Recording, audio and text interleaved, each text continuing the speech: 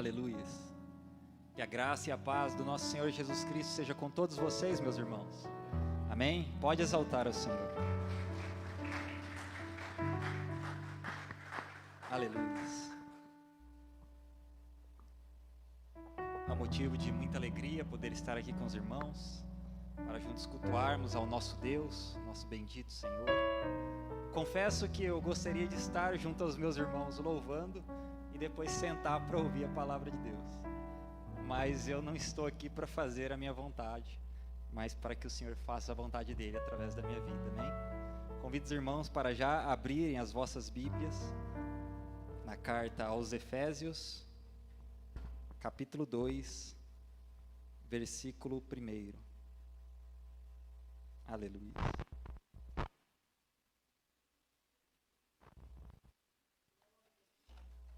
Efésios, capítulo 2, versículo 1.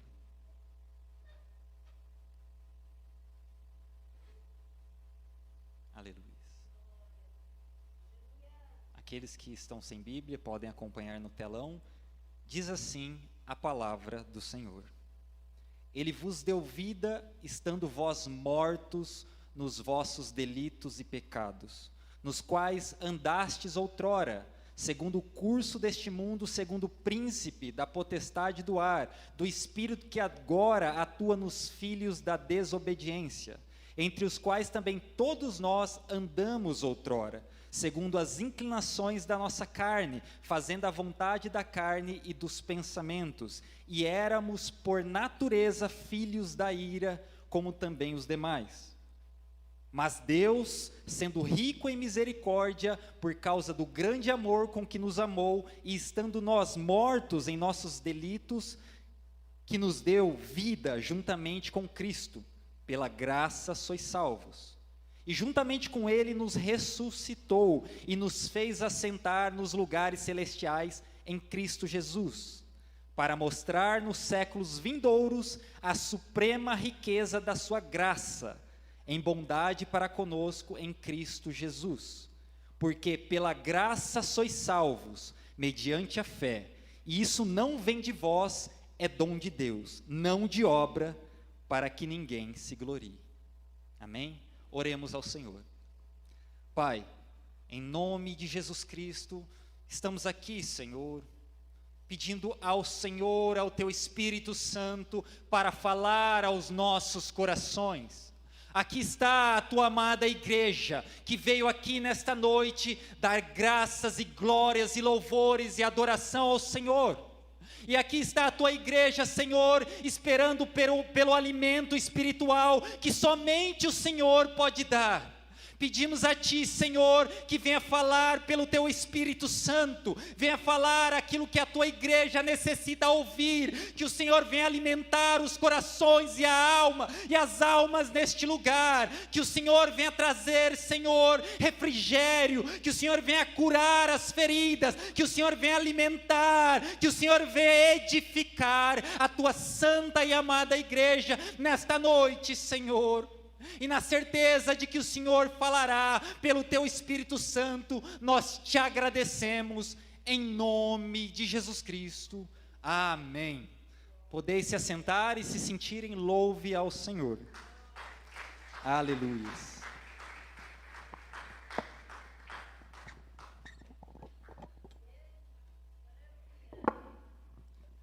Glórias a Deus. Hoje, meus irmãos, nós daremos sequência a mais uma série de pregações, cujo o tema é as solas ou os pilares da reforma protestante. Então, brevemente, vamos recapitular o contexto. Qual é o contexto? Do que se trata essa reforma protestante? Vamos recapitular rapidamente e na sequência entraremos na palavra do Senhor dentro desta passagem que acabamos de ler, amém? Aleluia. Então, quando nós ouvimos falar, acredito que todos aqui já ouviram muito bem falar da reforma protestante. Em meados do ano de 1400, 1500, a igreja ela estava passando por um momento terrível, porque havia uma distorção nos ensinos da palavra do Senhor. E essas distorções estavam ganhando espaço no meio da igreja. E essas distorções não eram apenas envolvendo questões básicas do dia a dia, questões culturais, porque esta igreja, ao qual falaremos aqui, ela existia lá na Europa, cuja cultura é diferente da nossa.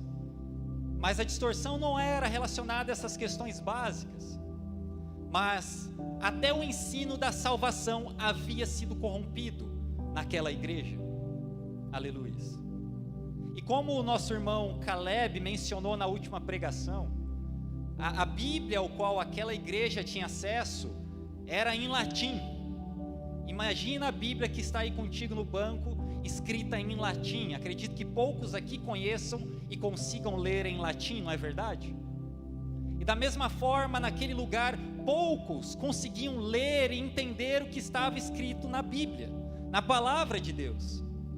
Então, aquela igreja, aquele povo, ficava totalmente dependente do ensino que vinha dos líderes espirituais da época. Aleluia. E os líderes espirituais, eles ensinavam de acordo com o que eles interpretavam da palavra do Senhor, e a igreja não tinha base para saber se eles estavam sendo fiéis ao que está escrito na palavra de Deus. Fazendo um paralelo aqui, meus irmãos, para nós esta noite, o problema de nós não lermos, de nós não meditarmos na palavra do Senhor, na fonte que é a Bíblia, é que nós ficamos sujeitos a todos os tipos de ensino, não sendo capaz de discernir se a mensagem, se o alimento, se a informação, se a pregação e ministração que nós estamos recebendo realmente vem de Deus, na direção da palavra dele. E aquele povo, eles estavam às cegas. A única base que eles tinham era o que falavam, era o que pregava para eles. E no contexto da época, meus irmãos, estamos falando de um povo que sim, eles tinham fé em Deus, um povo que acreditava na palavra de Deus, um povo que eles sabiam que eles eram pecadores, e eles sabiam que eles necessitavam da graça para serem salvos. Estamos falando de um povo que sabia e que cria que Jesus Cristo era mediador entre Deus e os homens. Aleluia. Mas se esse povo, se eles tinham fé em Deus, se eles tinham fé na palavra, se eles tinham a fé em Cristo, e se eles conheciam da necessidade da graça para serem salvos, qual era o problema então? O problema é que, além da palavra de Deus, além da Escritura como verdade, haviam também tradições que para eles tinha autoridade similar à Bíblia. Além de Cristo como mediador entre Deus e os homens, haviam para eles também outros mediadores, ao qual, de acordo com a crença deles, de acordo com o que eles eram ensinados, eles poderiam recorrer a esses outros mediadores também. E além da graça para salvar o pecador, eles criam que haviam outras exigências que eles deveriam cumprir para então ser salvos. E a coisa, meus irmãos, estava tão terrível no meio daquela igreja, que você via o perdão de pecados ser concedido por homens perdoando outros homens, e tudo isso mediante ao pagamento de uma certa quantia. E estes homens que supostamente perdoavam pecados, eles até forneciam uma carta carimbada, como se fosse um recibo, e aquilo, para aquele que pagava, aquele que dava um dinheiro, era como se fosse uma garantia de um lugar reservado no céu. Aleluia. Esta era a situação da igreja neste período da reforma. Então, diante de toda essa situação, Deus ele vai levantar homens que eram tementes a Ele, homens que buscavam a Deus, mas que estavam sendo ensinados de forma errada.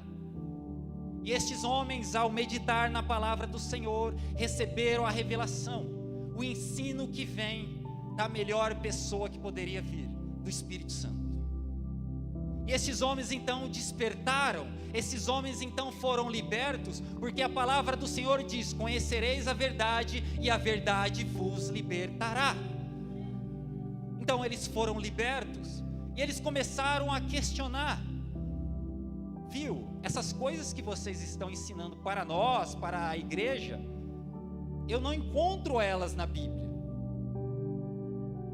E meditando na palavra do Senhor na Bíblia, a palavra vai dizer: santificai-vos na verdade, a tua palavra é a verdade. E se a palavra do Senhor é a verdade, e o que vocês estão ensinando não está na palavra, então vocês estão ensinando mentira. Estes homens de Deus começam a questionar os líderes religiosos da época, e eles começam a confrontar aqueles ensinos. Homens como John Wycliffe, acredito que a maioria aqui nunca tenha ouvido falar, mas este foi um dos homens que Deus levantou e deu a ele a revelação da verdade com base na Bíblia. E este homem começa a questionar, e este homem começa a confrontar. E obviamente os líderes religiosos não se agradaram deste questionamento. E este homem, John Wycliffe, após ele morrer, naturalmente, não foi como mártir, mas anos após a sua morte, por ter confrontado, por ter questionado, ele foi considerado um herege. Um herege é aquele que prega, que fala, que ensina heresia. Heresia é o ensino que é contrário à palavra de Deus. E por ter sido condenado e considerado um herege, o castigo a ele que já estava morto foi: desenterrem ele e queime os seus restos mortais. Foi isso que aconteceu com este homem. Outro homem deste período da reforma chama John Huss. De forma similar, o Senhor despertou a ele, dando entendimento da palavra, e ele começou a questionar, e ele começou a confrontar. Então os líderes religiosos chegaram até ele e começaram a apertá-lo, dizendo: ei, pare de fazer isso, você está ferindo os nossos ensinos. Não, mas o que eu quero saber é por que os seus ensinos não estão na palavra de Deus, argumentava ele. Porque eu estou buscando a verdade, eu quero a verdade. Se o que vocês ensinam é a verdade, me mostre na Bíblia. Se eu estou interpretando errado a palavra do Senhor, me mostre na Bíblia. Então aqueles homens, líderes religiosos da época, eles não quiseram mostrar, eles não quiseram ensinar, eles não quiseram falar da verdade. Eles simplesmente arrumaram a forma de também condenar este homem, John Huss, como sendo um herege. E John Huss, esse homem levantado por Deus para falar da verdade, ele foi queimado vivo. Homens que defendiam a verdade, que buscavam a verdade, foram considerados hereges por aqueles que eram hereges, simplesmente pelo fato de buscarem a verdade. Aleluia. Então este é o contexto, meus irmãos. Quando nós falamos de reforma protestante, este é o contexto da igreja, esta é a situação ao qual a igreja passava, e era isso que acontecia com todos que se levantavam para argumentar, questionar sobre a verdade. E foi neste período da reforma, onde se consolidou 5 principais pilares, e estes pilares são: somente a Escritura, somente a graça, somente a fé, somente Cristo, glória somente a Deus. E estes pilares, meus irmãos, se tratam de forma resumida da base da fé cristã. Se trata da fé bíblica, ao qual é importante todos nós entendermos para a saúde espiritual nossa como cristão e para a saúde espiritual da igreja. Aleluia. Então há 2 domingos atrás o nosso irmão, pastor Caleb, ele pregou sobre somente a Escritura, onde nós aprendemos que somente a Bíblia é e deve ser a regra de fé do cristão. Qualquer ensino que esteja fora da palavra do Senhor, que contraria a palavra do Senhor, é mentira, porque a palavra do Senhor é a verdade. E nós aprendemos que esta palavra, ela é viva e é verdadeira, e que somente através dela é que nós podemos conhecer a Cristo, e que é somente através dela é que nós podemos ser salvos, e que é somente através dela é que nós podemos ter a nossa vida transformada. Aleluia. Este foi o primeiro pilar, somente a Escritura. Então hoje, pela graça de Deus, nós falaremos de mais um pilar, chamado de somente a graça. Aleluia. E a base deste ensino, a base desta mensagem, será o texto ao qual nós lemos, Efésios capítulo 2, versículo 1 ao 9. E nós falaremos aqui sobre a salvação. E a salvação só é possível pela graça. O pecador só pode ser salvo pela graça. Aleluia. Então convido os irmãos para mais uma vez abrirem as vossas Bíblias, podem ficar sentados, para nós meditarmos na palavra do Senhor. O que o Senhor tem para nos ensinar nessa noite acerca deste tópico, somente a graça? Então deixe a sua Bíblia aberta, vamos praticar aquilo que aprendemos anteriormente, somente a Escritura. Não deixe a sua Bíblia fechada e confie no que o pregador está pregando. Antes ouça o que o pregador está pregando e compare com a palavra de Deus, porque a palavra de Deus é a verdade. Aleluia. Então nós lemos na palavra do Senhor, lá em Efésios capítulo 1, até o versículo 9. Vamos fazer 3 divisões, 3 pontos, nesses 9 versículos. Do versículo 1 ao versículo 3, a palavra do Senhor, ela vai falar da situação do pecador. Do versículo 4 ao versículo 7, a palavra do Senhor vai falar sobre o que Deus fez. E do versículo 8 ao versículo 9, veremos a conclusão deste ensino, aquilo que o Senhor quer que seja guardado no meu e no seu coração. Aleluia. Então acompanhe comigo na sua Bíblia, versículo 1 ao versículo 3, sobre a situação do pecador. Diz assim a palavra de Deus: Ele vos deu vida, estando vós mortos nos vossos delitos e pecados, nos quais andastes outrora, segundo o curso deste mundo, segundo o príncipe da potestade do ar, do príncipe que agora atua nos filhos da desobediência, entre os quais também todos nós andamos outrora, segundo as inclinações da nossa carne, fazendo a vontade da carne e dos pensamentos, e éramos por natureza filhos da ira, como também os demais. Este trecho vai falar acerca da situação do pecador. E neste texto, a palavra do Senhor vai nos dizer que o homem, antes de ter um encontro com Deus, um homem, antes de ser encontrado por Deus, o homem está morto espiritualmente por causa do pecado. Aleluia. Mas, meus irmãos, eu pergunto à igreja, o que é pecado? Todos nós sabemos que pecado é errado e que pecado é reprovável aos olhos de Deus, mas o que é pecado? Nós temos aprendido acerca da doutrina do pecado nos cultos de ensino de segunda-feira. Mas antes de falarmos da graça, precisamos falar do pecado. O que é pecado? Então vamos recapitular rapidamente. Em 1 João capítulo 3, versículo 4, está escrito que o pecado é a transgressão da lei de Deus. Tudo que você fizer, que estiver fora, que for contrário à palavra de Deus, que for contrário à vontade de Deus, que for contrário à lei de Deus, é pecado. E a palavra do Senhor vai nos dizer em Romanos 3:23, que todos pecaram e destituídos estão da glória de Deus. Um pouco mais adiante, em Romanos 6:23, está escrito: o salário do pecado é a morte. Aleluia. Então, meus irmãos, quando eu e você, quando nós pecamos, o pecado, ele causa a morte espiritual em nossas vidas. O pecado traz a morte espiritual para as nossas vidas. E a morte espiritual nada mais é do que a separação de Deus. A partir do momento que o homem pecou, ele perdeu a comunhão com Deus. E a palavra do Senhor, ao qual lemos aqui em Efésios, vai nos dizer que o homem que pecou, que foi separado de Deus, ele não quer mais saber de Deus. O pecador, ele começa agora a buscar os seus próprios caminhos. O pecador, ele começa agora a trilhar na direção da sua própria vontade. Aleluia.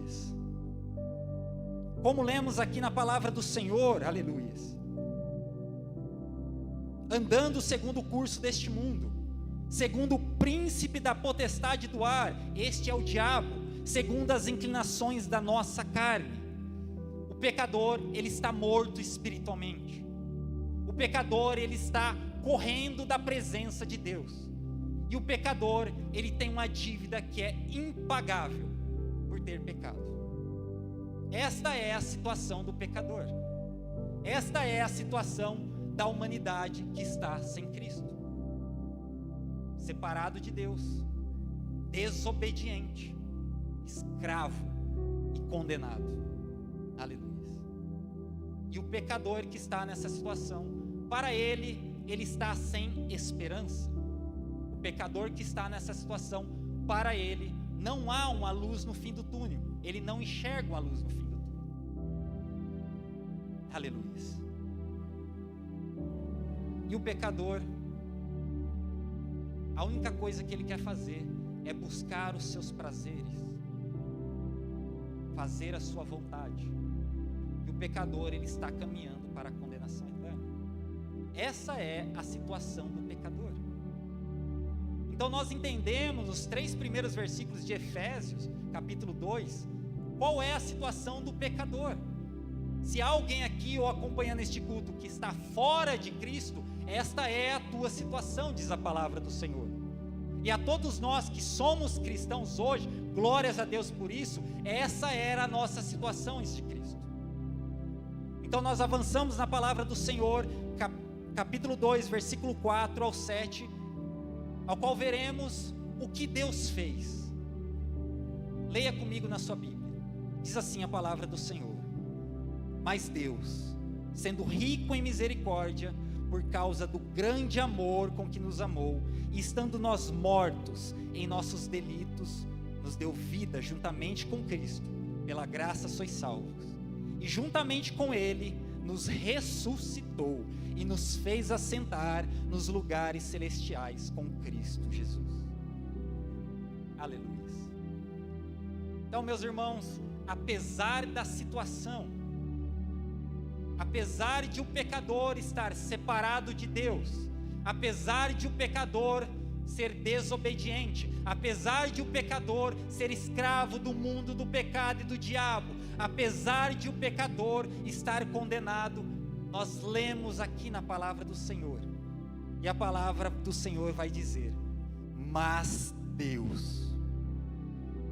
E quando a palavra do Senhor diz, mas Deus, você já pode começar a glorificar, meus irmãos. Porque quando a palavra do Senhor diz, mas Deus, não importa qual seja a situação, não importa qual seja o problema, quando a palavra do Senhor diz, mas Deus, aí está vindo a solução. Quando a palavra do Senhor diz, mas Deus, aí está vindo a providência. Talvez você esteja passando por uma situação ao qual você não se vê saindo disso. Talvez você esteja passando por um problema que você não vê o fim. Talvez você esteja triste, atribulado. Mas hoje a palavra do Senhor vai te dizer, apesar disso, mas Deus, é hoje que Ele vai trazer a resposta que você precisa, a providência na sua vida, a transformação que a sua alma precisa. Aleluia. Porque Deus, Ele é soberano sobre todas as situações e todos os problemas. Aleluia. E a palavra do Senhor diz, mas Deus, sendo rico em misericórdia, por causa do grande amor com que nos amou. Paramos aqui. Nós lemos na palavra do Senhor que Deus nos amou. Mesmo nós estando caído, correndo de Deus, separados de Deus, escravos do pecado e condenado, a palavra do Senhor diz que Deus nos amou. E Ele nos amou não por causa de algo que nós fizemos para Ele. Ele nos amou não foi por causa de algo que nós fizemos por merecer. Deus, Ele nos amou não por causa de nós, mas por causa dEle mesmo. Aleluia. E nós lemos na palavra do Senhor que Deus, Ele só nos amou por causa da sua rica misericórdia. Aleluia. Este é o Deus ao qual você veio servir. Este é o Deus ao qual você veio buscar nesta noite. É um Deus rico, extremamente rico em misericórdia. Talvez você não se ache digno de estar aqui por causa do seu pecado, da sua vida, mas na palavra do Senhor vai dizer, apesar disso, Deus, Ele te ama, e Ele é misericordioso. Aleluia. E a palavra do Senhor vai nos dizer que Ele nos amou com amor sacrificial. Nós precisamos entender que amor é esse. É um amor que constrange. Deus nos amou com um amor que é imerecido. Nós não merecemos tamanho amor, meus irmãos. Quando nós lemos a situação do pecador, que éramos nós outrora, nós não merecíamos este amor. Alguém aqui acha que merecia o amor de Deus? Aleluia.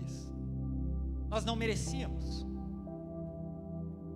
E este amor de Deus, ele não é apenas um amor de palavras, como todos nós estamos acostumados, na verdade, na sociedade que nós vivemos, as pessoas dizem muito facilmente que amam, que ama aquilo, que ama muito, que ama acima de tudo, mas na prática você vê que é o contrário.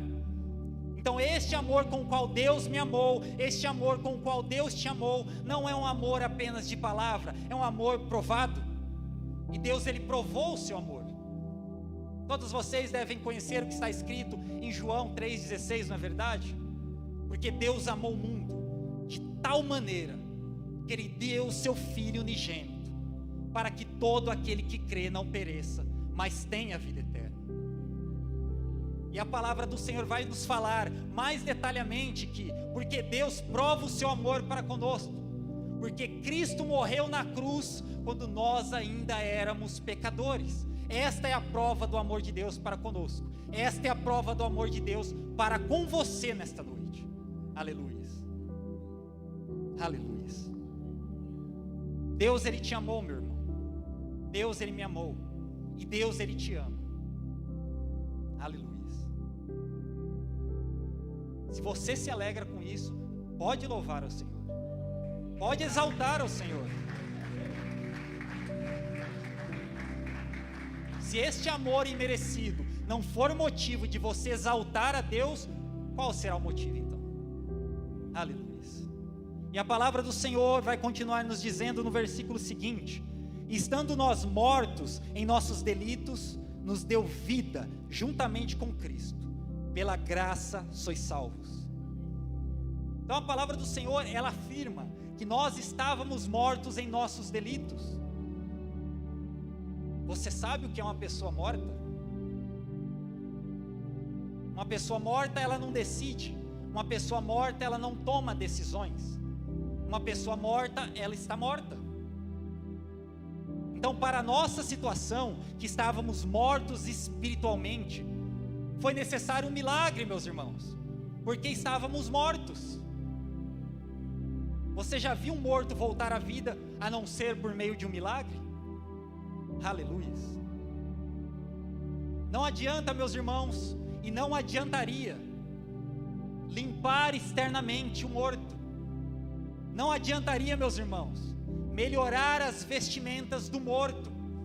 Não adiantaria, meus irmãos, colocar o morto em um lugar, em meio de pessoas que têm boas intenções. Nada disso mudaria a situação do morto. Ele continuaria sendo morto. Pela palavra do Senhor, nós aprendemos aqui nesta noite que só Deus pode realizar o milagre da ressurreição espiritual em minha vida. Só Deus pode realizar o milagre que é ressuscitar espiritualmente você nesta noite. Aleluia. Glórias a Deus. E não foi só isso que Deus fez. Ele não apenas nos ressuscitou. Nós estávamos mortos em nossos pecados, espiritualmente falando, e a palavra do Senhor diz que Deus nos ressuscitou. Muitos, por não se aprofundarem na palavra, acham que acaba aqui, mas no versículo seguinte há uma revelação gloriosa. E esta revelação na palavra do Senhor diz o seguinte: e juntamente com Ele nos ressuscitou e nos fez assentar nos lugares celestiais em Cristo Jesus. Nós estávamos separados de Deus, nós estávamos rebeldes, nós éramos escravos e nós estávamos condenados. E Deus, Ele nos alcançou na sepultura espiritual e Ele nos deu vida. E Ele nos fez assentar nos lugares celestiais com Cristo Jesus. Você sabe o que significa isso, meus irmãos? Aonde Cristo está assentado, que a palavra do Senhor afirma que nós estamos assentados com Ele, é um lugar acima de todo o principado, de toda a potestade. É um lugar ao qual, se nós realmente entendêssemos, nós não ficaríamos tristes, nós não ficaríamos abatidos com nenhum levante, com nenhum problema, com nenhuma enfermidade. Porque este lugar ao qual a igreja está sentada com Cristo é um lugar superior. E a palavra do Senhor vai nos dizer que Deus colocou todas as coisas abaixo dos pés de Cristo. Eu pergunto à igreja: quem é o corpo de Cristo? A igreja, meus irmãos. E quem é a igreja? Aleluia. Então a palavra do Senhor vai nos dizer que nós estamos assentados com Cristo em um lugar superior.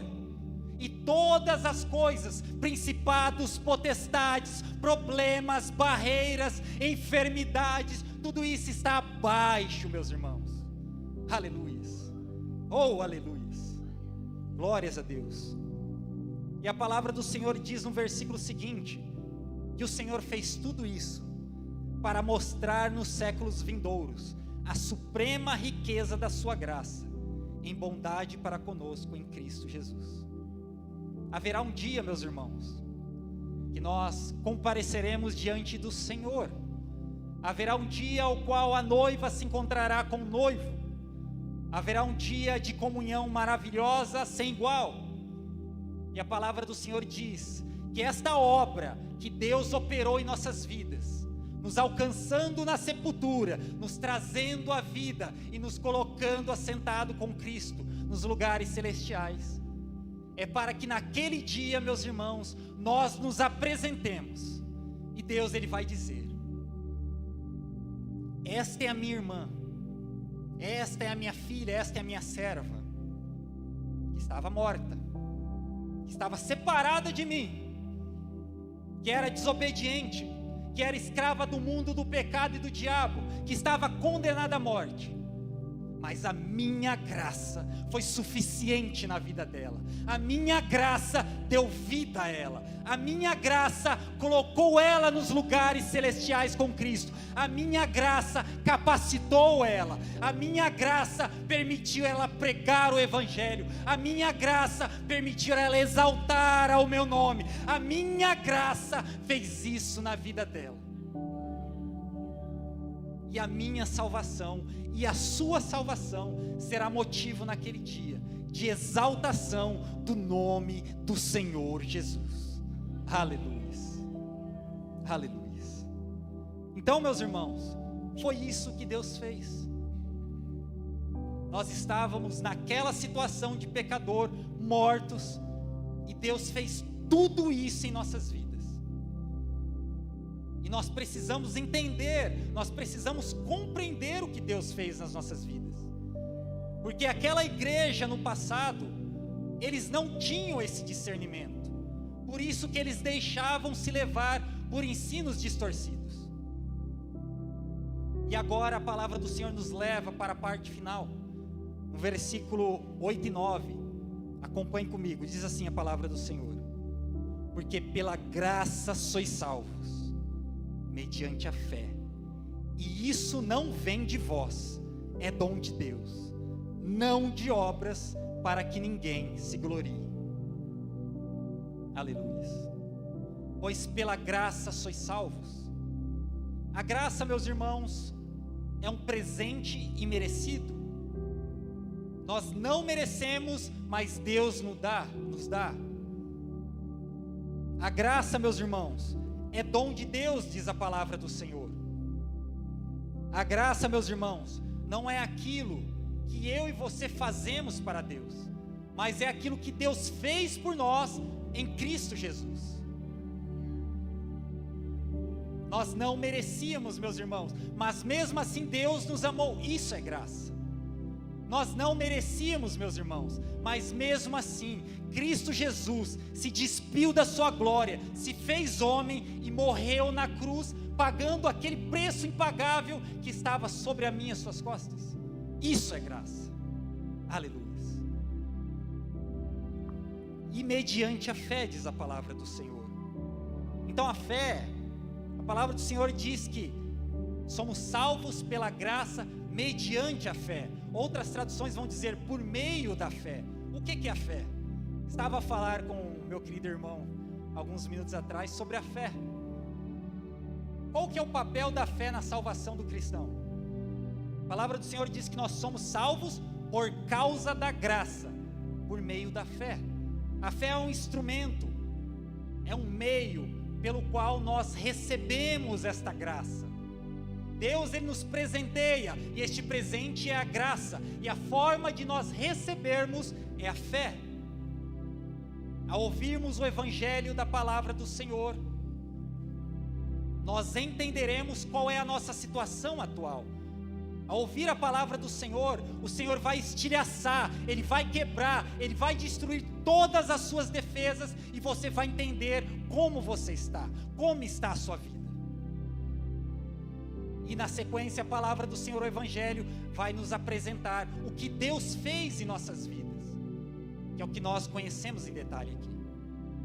E ao ouvir a palavra do Senhor, e entender a sua situação atual, e entender o que Deus fez por você, se você tiver fé na obra que Deus fez por você, em você, através de Cristo Jesus, e você crê em Cristo Jesus, você recebe deste presente, que é a graça que nós não merecemos.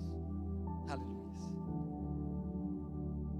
Então, meus irmãos, partindo para o último versículo que diz: isto não vem de vós, é dom de Deus, não de obras, para que ninguém se glorie. Tem tantas pessoas, meus irmãos, que acham que precisam merecer para ser salvos. Tem tantas pessoas que acham que precisam fazer boas obras, precisam agradar a Deus para então ser digno de salvação. Tem tantas pessoas que acham que é necessário se esforçar para ser salvos. Mas nesta noite, o Senhor, pela sua palavra, está nos dizendo que não é assim. Não é isso que a palavra do Senhor nos ensina aqui. A palavra do Senhor nos ensina: porque sois salvos pela graça, mediante a fé. E isso não vem de nós, não vem de vós, é dom de Deus.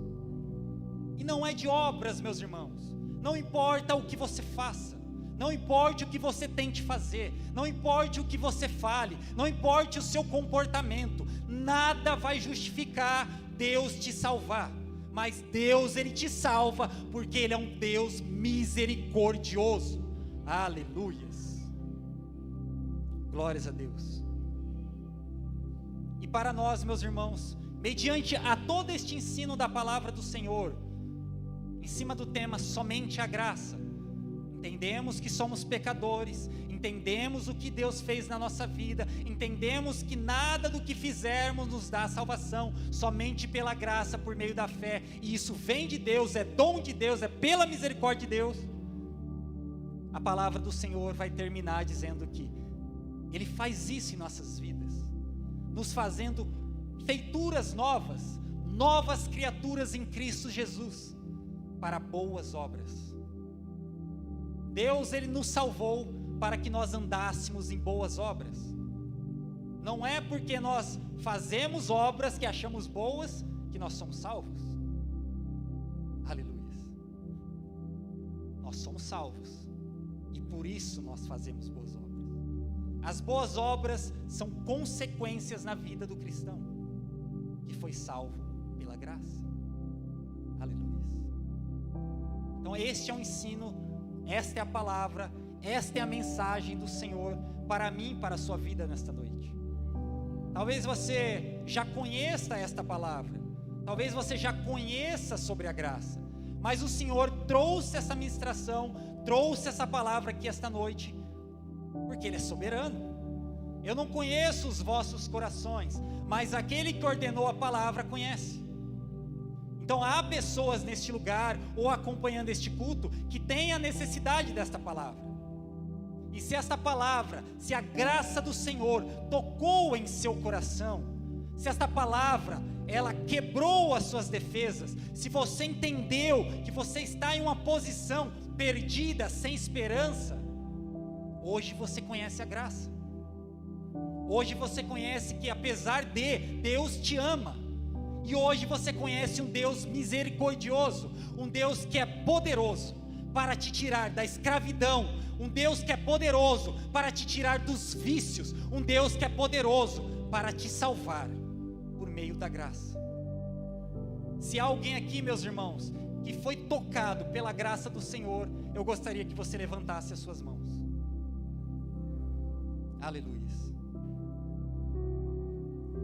Entra aqui. Você pode exaltar ao Senhor? Aleluia. Aleluia. Há mais alguém aqui, meus irmãos, em nosso meio, que foi tocado pela graça do Senhor? Não pelas minhas palavras, não por mim, mas pela graça do Deus misericordioso. Eu pergunto mais uma vez: há alguém aqui? Se houver, que o Senhor te dê mais uma oportunidade. Aleluia. Aleluia, Senhor. Aleluia. Qual que é seu nome? Você está entregando a vida para o Senhor ou reconciliando? Amém. Meus irmãos, esta alma, a Zilda, ela está reconciliando com o Senhor. Ela está retornando aos caminhos do Senhor. Quem pode dar glórias a Deus por isso? Oh, aleluia. Entra aqui, Senhor. Repita comigo essas palavras, Senhor. Senhor Jesus. Senhor Jesus. Obrigado por falar comigo pela palavra. Fala comigo pela palavra. Eu reconheço, Senhor, que eu pequei. Eu reconheço, Senhor, que eu pequei. Me perdoa, Senhor, pela tua graça. Me perdoa, Senhor, pela tua graça. Me recebe em teus braços para a eternidade, Senhor. Recebe nos teus braços pela eternidade. Em nome de Jesus. Vamos orar por ela, meus irmãos? Se coloque de pé, estenda as suas mãos em direção ao altar. Pai, em nome de Jesus Cristo, eu dou graças e glórias ao teu santo nome. Eis aqui, Senhor, a tua filha, a tua serva, Senhor, que parou no meio do caminho. Eu não sei qual foi a situação, eu não sei qual foi a barreira, mas o Senhor é soberano sobre todas as coisas. Ela veio aqui nesta noite, Senhor, talvez triste, Pai, mas a tua palavra disse: mas Deus. E neste momento, Senhor, ela sentiu a tua graça, ela sentiu o teu abraço, e ela retorna para os teus caminhos. Em nome de Jesus Cristo, Senhor, vai repreendendo todo principado, toda potestade, Senhor. Repreende, Senhor, tudo que é contra a vida dela. Repreende as setas do inimigo. Em nome de Jesus Cristo, renova as forças da tua filha, Pai. Em nome de Jesus Cristo, receba na tua presença, Pai, e conduza os caminhos dela na direção da tua vontade, Pai. E nós te agradecemos em nome de Jesus. Em nome de Jesus.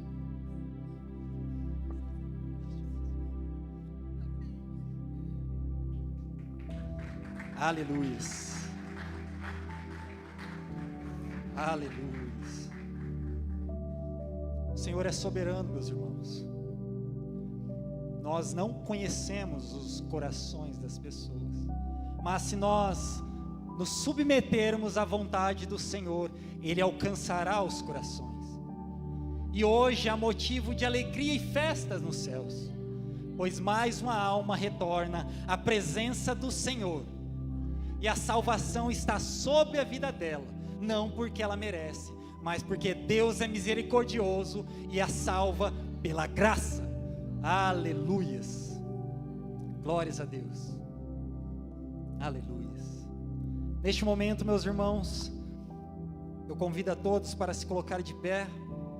Vamos fazer a oração da fé. Aleluias. Aleluia, Senhor. Oração da fé, meus irmãos. A fé pela qual nós acessamos a graça. Como a nossa irmã Jéssica estava mencionando aqui, sobre aquela mulher do fluxo de sangue, ela tinha fé em Cristo Jesus, e que de Cristo Jesus viria a necessidade dela. Então pela fé ela dá um passo, e pela fé ela alcança e recebe a graça. E se neste momento você tem alguma necessidade, esta é a hora da oração da fé. Ore com fé, e pela fé receba da graça que Deus dá em abundância àqueles que buscam. Oremos ao Senhor. Pai, em nome de Jesus Cristo, louvado seja o teu nome. Damos graças ao Senhor por mais um dia na tua presença. Obrigado, Senhor, por este culto. Obrigado pela oportunidade de te exaltar e bendizer ao teu nome em comunhão com a tua amada igreja. Nós oramos, Senhor, neste momento, apresentando a tua igreja, que o Senhor, Pai, venha entrar e visitar as situações, que o Senhor venha curar, Pai, que o Senhor venha libertar, Senhor. Fortalece, Senhor, aquele que está fraco. Em nome de Jesus, visita as famílias, visita os lares, Senhor. Em nome de Jesus Cristo, Pai, que esta palavra continue a ser falada em nossos corações. Leva-nos em segurança, assim como o Senhor nos trouxe, e nós te agradecemos, Senhor, em no nome de Jesus. Amém. Estendam as vossas mãos. Que a graça do Senhor Jesus, que o amor de Deus Pai e que a comunhão do Espírito Santo seja com todos vocês. E todos dizem, e nós nos despedimos com a paz do Senhor Jesus, a paz do Senhor Jesus e a paz do Senhor Jesus. Que o Senhor te abençoe.